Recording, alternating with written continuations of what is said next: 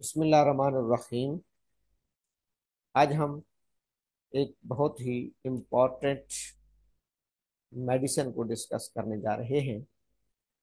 वो है natrium फास्फोरिकम। Natrium फास्फोरिकम, जिसको सिंपली सोडियम फास्फेट या नेट्रम फास के नाम से जाना जाता है। नेट्रियम फास्फोरिकम हमारी मिनरल किंगडम से तल्लक रखने वाली एक मेडिसिन है। और मिनरल किंगडम में ये साल्ट ग्रुप से तल्लक रखती है। साल्ट ग्रुप, जैसे हमें पता है कि मिनरल किंगडम के बहुत से ग्रुप्स होते हैं। एसिड ग्रुप, बेसिक ग्रुप्स, उसकी मेटल्स, नॉन मेटल्स। तो ये मिनरल किंगडम में साल्ट ग्रुप से तल्लक रखने वाली मेडिसिन है। और इसका केमिकल फार्मूला Na2HPO4, यानी सोडियम और फास्फोरिक एसिड। Na2HPO4, इसके साथ 12 मॉलिक्यूल्स पानी के अटैच रहते हैं।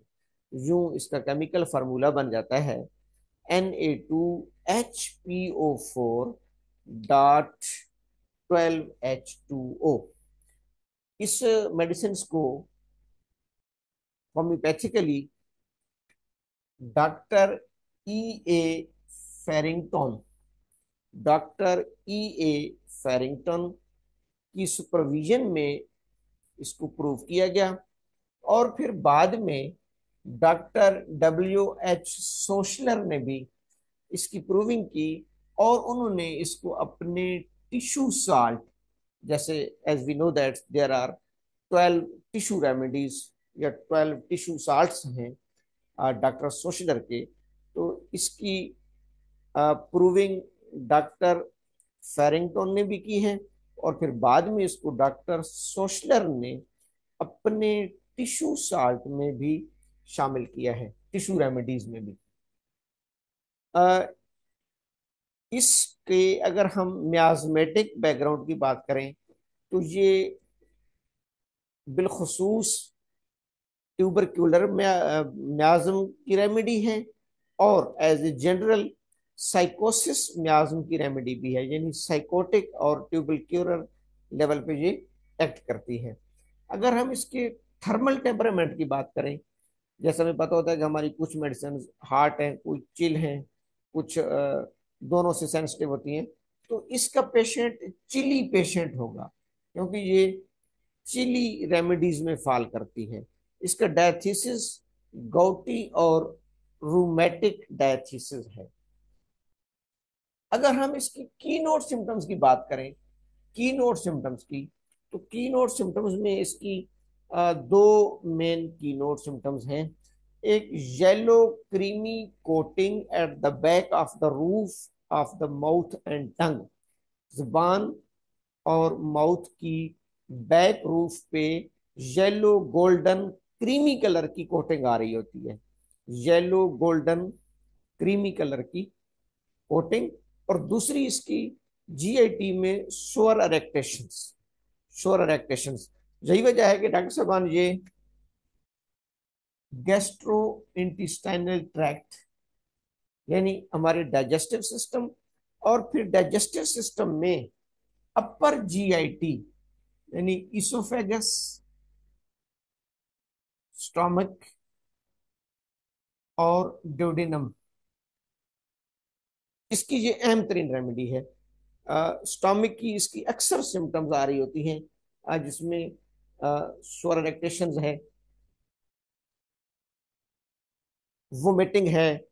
अ, इसके साथ साथ इसकी जो पैथोलॉजिकली अगर हम इसको देखें तो ये बहुत ज्यादा मैच करती है एच पैलोरी इन्फेक्शन के साथ। एच पैलोरी आजकल बहुत ज्यादा ये इन्फेक्शन चल रही है, हेलिकोबैक्टर पैलोरी। तो जो एच पैलोरी की इलामात हैं, जो एच पैलोरी के साइन एंड सिम्टम्स हैं, मसलन जिसमें नोजिया होता है, वोमिटिंग्स होती हैं, लॉस ऑफ एपेटाइट होता है, फ्रीक्वेंट बर्निंग होती है, ब्लूटिंग होती है, अनएक्सप्लेन्ड वेट लॉस। तो ये हमारी मेडिसिन, ये हमारा साल्ट यानी नेट्रम फास, जिसको आप कह सकते हैं कि क्लिनिकली बहुत ज्यादा सिमिलियम है एच पैलोरी इन्फेक्शंस की सिम्टम्स के साथ। तो इसको हम पैथोलॉजिकली एच पैलोरी की इन्फेक्शन में इसके बहुत अच्छे रिजल्ट्स हैं और उसको हम प्रायोरिटी पे कंसिडर कर सकते हैं, प्रोवाइडेड दैट कि इसकी सिम्टम्स प्रॉपरली मैच कर रही हो।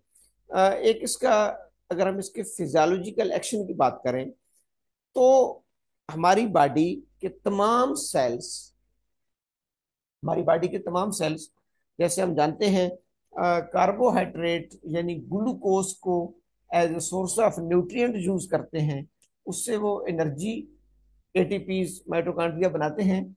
और साथ आमतौर पर जब कार्बोहाइड्रेट का मेटाबॉलिज्म हो रहा होता है और अगर वहां पर ऑक्सीजन की डेफिशिएंसी हो, ऑक्सीजन की डेफिशिएंसी हो तो लैक्टिक एसिड प्रोड्यूस होता है, लैक्टिक एसिड प्रोड्यूस होता है। इस लैक्टिक एसिड को ये हमारी नेट्रम फास ब्रेक करती है कार्बोनिक एसिड में, कार्बोनिक एसिड में। इसको हमारी ये जो मेडिसिन है नेट्रम फास, यानी ये जो साल्ट है नेट्रम फास का, ये ब्रेक करता है कार्बोनिक एसिड्स में और वाटर में।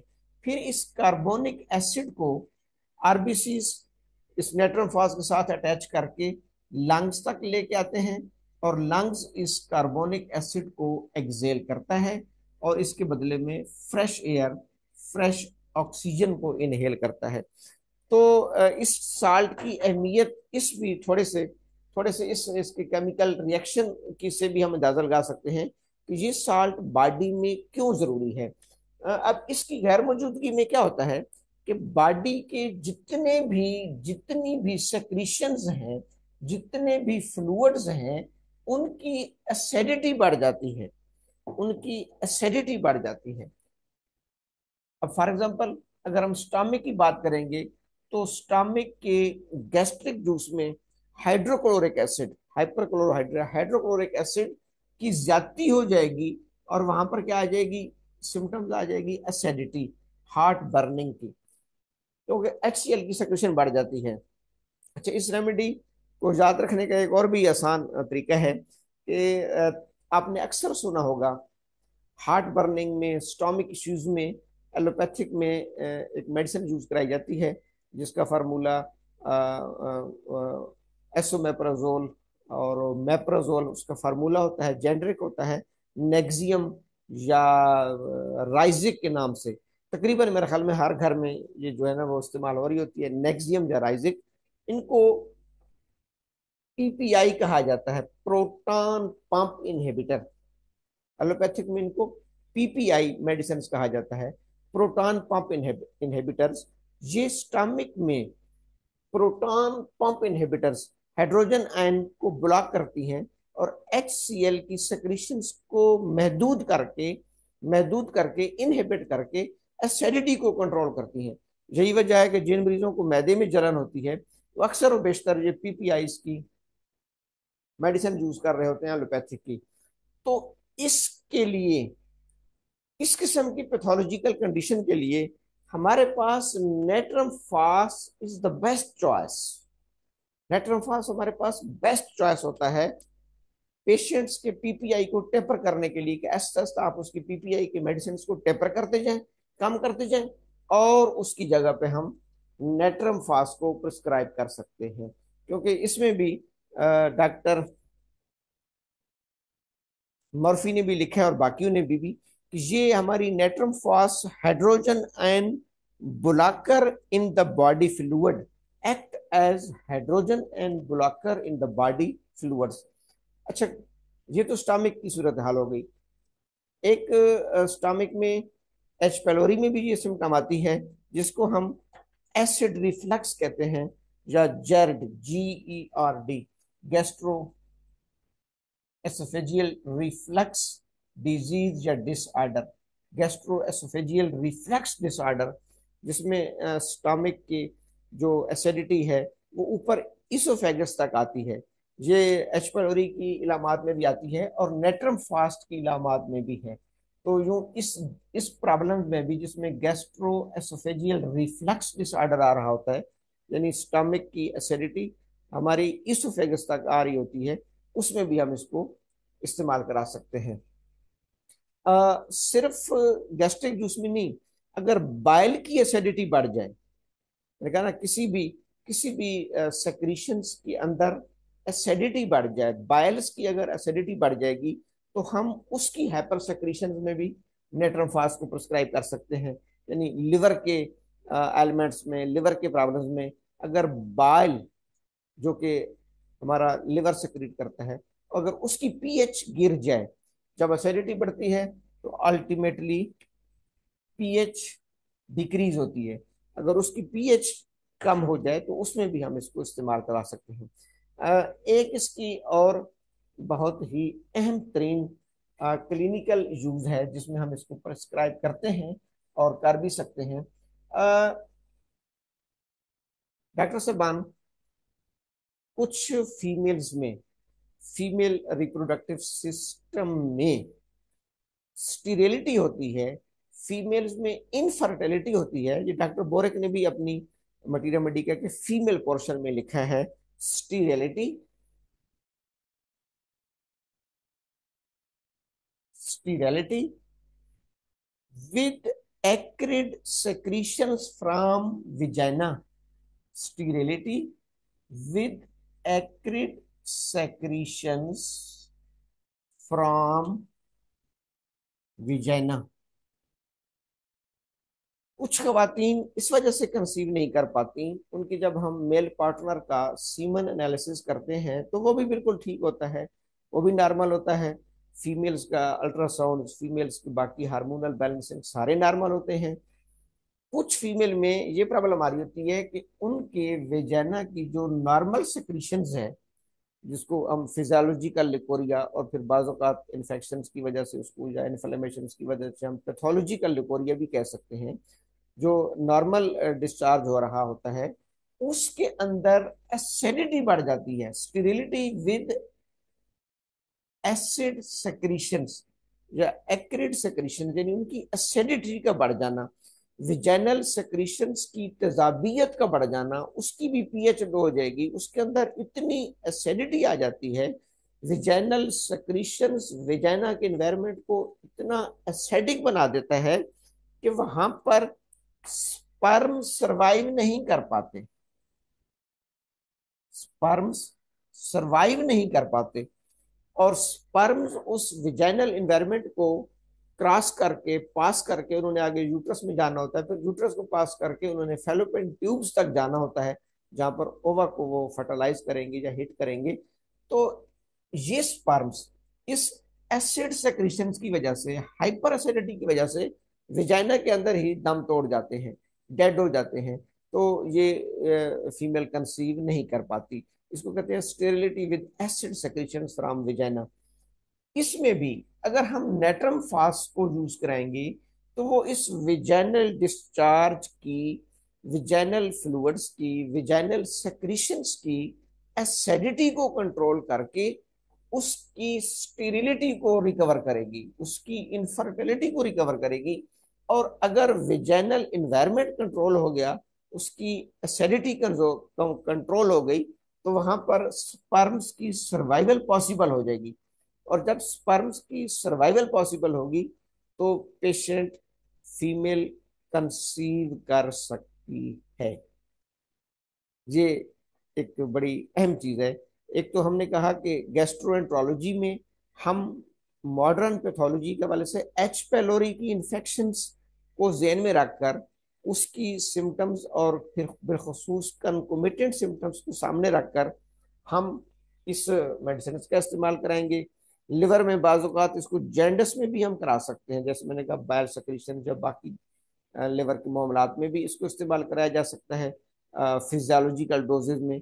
और फीमेल में sterility due to acid secretions, acid environment, इसमें भी हम इसको यूज करा सकते हैं। तो ये इसकी चंद अहम पॉइंट्स थे कि जिसमें हमने इसको ये एक बहुत अहम टिश्यू साल्ट है जो हमारे आरबीसीज में, हमारे ब्रेन के सेल्स में, हमारे मसल्स के सेल्स में, हमारे नर्व्स के सेल में पाया जाता है।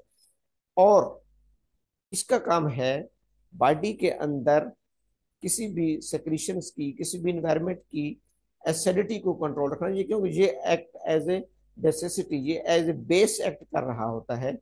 तो अगर इसकी डेफिशिएंसी हो जाएगी, अगर इस साल्ट की कमी वाकया हो जाए, तो वहां पर क्या होगा कि एसिड एनवायरनमेंट क्रिएट होना शुरू हो जाता है, जिसको हम एसिडोसिस कहते हैं। तो ये मोस्टली एक लफ्ज होता है lactic lactic acidosis, lactic acidosis, lactic acidosis, जहां पर लैक्टिक एसिड्स की प्रोडक्शन बढ़ जाएगी। इसको हम यूरिक एसिड की ज्यादती में भी इस्तेमाल करा सकते हैं। डॉक्टर बोरक ने भी इसको लिखा है कि rheumatism of the knee joints, chronic rheumatism, chronic rheumatism में भी हम इसको यूज करा सकते हैं, जहां पर क्या होगा कि यूरिक एसिड्स की ज्यादती हो सकती है। तो ये इसकी मुख्तसर सी एक्सप्लेनेशन है। ये एक मिनरल है, मिनरल किंगडम से ताल्लुक रखने वाली मेडिसिन है, जिसको डॉक्टर फ्रैंकटन ने भी प्रूव किया, तो डॉक्टर सोशलर ने इसको टिश्यू साल्ट में शामिल किया। एम3 टिश्यू साल्ट है। इसको हम गैस्ट्रोएंट्रोलॉजी, बिलखसूस स्टॉमिक सिम्टम्स में, स्टॉमिक की में हम इसको एच पैलोरी के सिम्टम्स के साथ कंपेयर करेंगे। और फीमेल में भी हम इसको sterility due to acid secretions में भी हम इसको प्रिस्क्राइब कर सकते हैं। क्योंकि ये साल्ट है, तो नो मैटर हम इसको फिजियोलॉजिकल डोज में भी अप्लाई करवा सकते हैं, मसलन 2x, 3x, 6x physiological dose में भी दे सकते हैं डिपेंडिंग अपॉन द कंडीशंस। और हम इसको होम्योपैथिकली भी दे सकते हैं, 30, 200 and other doses homeopathic doses में भी दे सकते हैं, मटेरियल डोजेज में भी दे सकते हैं। थैंक यू, अस्सलाम।